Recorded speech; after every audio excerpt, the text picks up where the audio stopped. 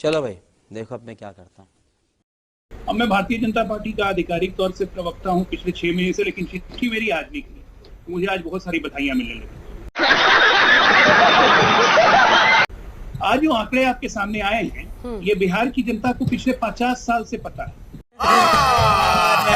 झूठ बोल रहा है कि बिहार की कुल हिंदू आबादी का 85% ओबीसी, ईबीसी, एससी और एसटी है और 15% अनारक्षित वर्ग संख्या। ये पिछले 50 साल से हर बिहारी को पता है। तू समझा? हाँ।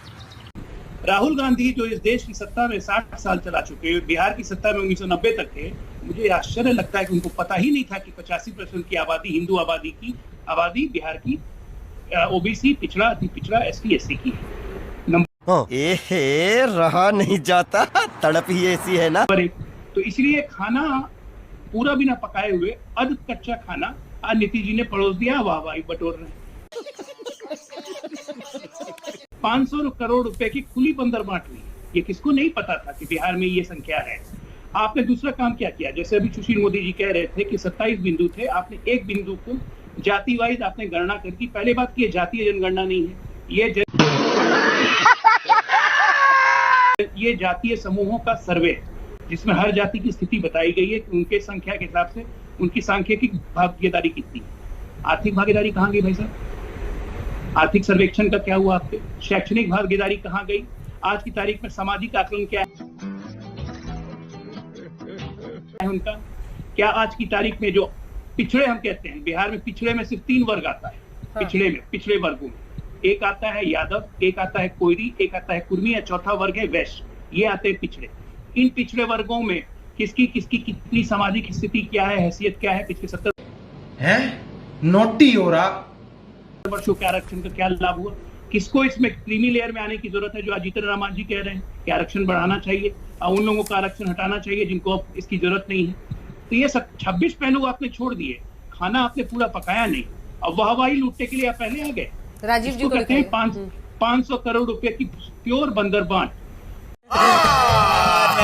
झूठ बोल रहा है। आज जातिगत जनगणना जो रोहिणी आयोग हमारा कहता है, रोहिणी आयोग जब कहता है कि जातिगत जनगणना होनी चाहिए, उसमें आर्थिक सर्वेक्षण होना चाहिए, शैक्षणिक सर्वेक्षण होना चाहिए, उनका सामाजिक आकलन होना चाहिए, और तब आरक्षण को पुनर्निर्धारित करना चाहिए, जरूरत पड़े तो इसकी सीमा भी बढ़ाइए, जिसकी भारतीय जनता पार्टी समर्थक।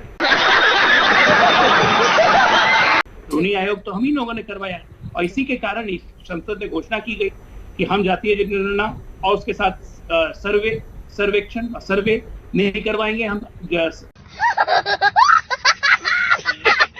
देखिए, सिर्फ बिहार तक ही नहीं, कांग्रेस पार्टी तो बार बार कह रही है, राहुल जी बोल रहे हैं कि पूरे देश में ये जाति जनगणना होनी चाहिए।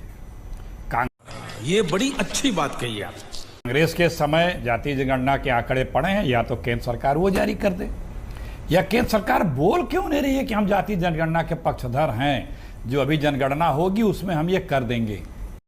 बात तो सही है। दौड़ना तो पड़ता है। क्यों नहीं बोले, खामोश क्यों है?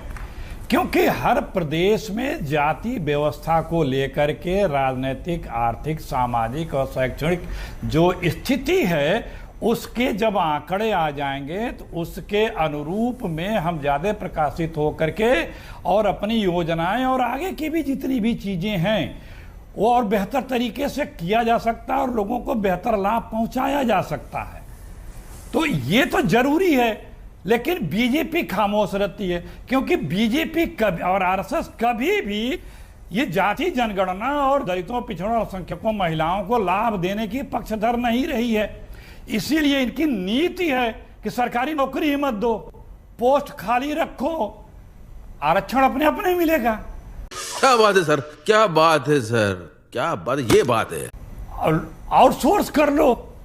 आउटसोर्स में बहुत कई फायदे हैं। एक तो आरक्षण नहीं मिलेगा, फर्जी नाम से अपने लोगों को आउटसोर्सिंग में नौकरियां मिलती रहेंगी और भी काम चलते रहेंगे।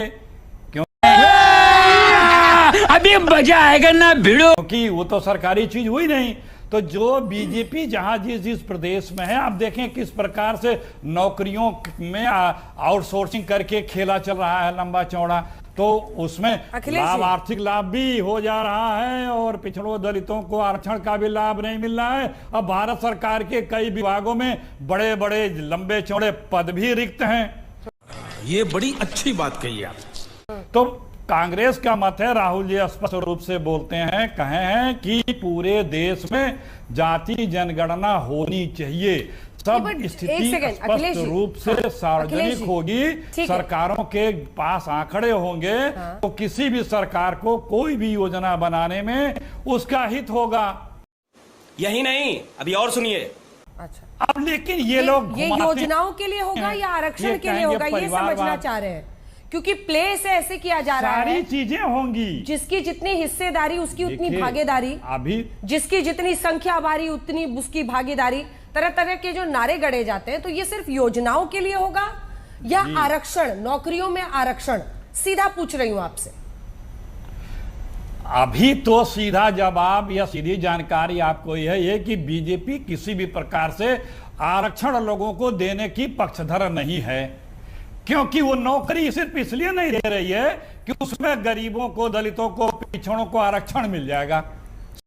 ये बड़ी अच्छी बात कही आप।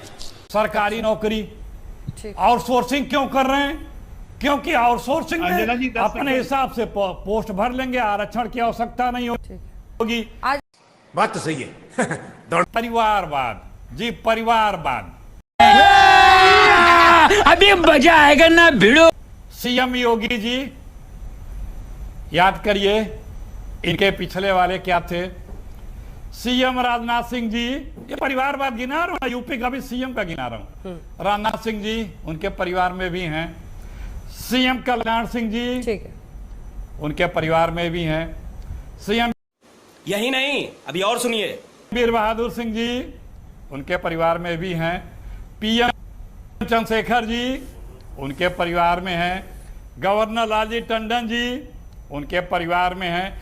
अब एक जिले से कहिए मैं शुरू करूं, गोरखपुर, देवरिया, महाराजगंज से बीजेपी के परिवारवाद का। जी अंजना जी ये समय नष्ट कर रहे हैं। 1980 से लेकर 1990 तक कुंडली मार के बैठ गए मंडल कमीशन के रिपोर्ट पर, और आज राहुल गांधी कहते हैं कि ओबीसी की संख्या, सचिवों की संख्या 3 क्यों है? प्रभु 82 में लागू कर देते ना, तो आज ओबीसी सचिवों की संख्या 45 होती है आरक्षण के हिसाब से। नहीं ना किया, अभी गाना गा रहे हैं बैठ। आपसे बार बार पूछा जा रहा है कि आरक्षण पे लागू होगा नहीं, लागू होगा नहीं, गोल गोल गोल गोल जिलेबी की तरह घुमा रहे हैं। जानते हैं आप लोग की दिक्कत क्या है? जहां पे आप सोचना खत्म करते हैं ना, मोदी जी वहीं से सोचना शुरू कर देते हैं। क्यों बता रहा हूं? ये सब चीज जो आप आज बोल रहे हैं कि हम ऐसा करेंगे, हम वैसा करेंगे, हम ये करेंगे, हम वो करेंगे, ये मोदी जी 2 साल पहले सोच के, 4 साल पहले 2017 में सोच के रोहिणी आयोग का गठन कर दिया, जिसमें सारी रिकमेंडेशंस आई हुई हैं, जिसमें साफ साफ लिखा गया है कि इसी रिकमेंडेशन, इसी जातीय जनगणना के आधार पर हम वापस से इसको, आरक्षण को पुनर्विजिट करने की जरूरत है। और आप लोग को वो बात बोलते हुए डर लगता है, क्योंकि आरक्षण अगर पुनर्विजिट होगा तो कौन सी जातियां निकलेंगी, तो सारे परिवारवादी उसमें आ जाएंगे, इंक्लूडिंग आपके मिस्टर कुर्सी कुमार, नीतीश कुमार जी। अब जब अपनी जाति को जवाब देंगे, क्योंकि शैक्षणिक, आर्थिक, सामाजिक सारे आधारों को लेकर रोहिणी आयोग बोलने में डरते क्यों है, भागते क्यों है? रुक जाइए, रुक जाइए, अरविंद वाजपेयी जी।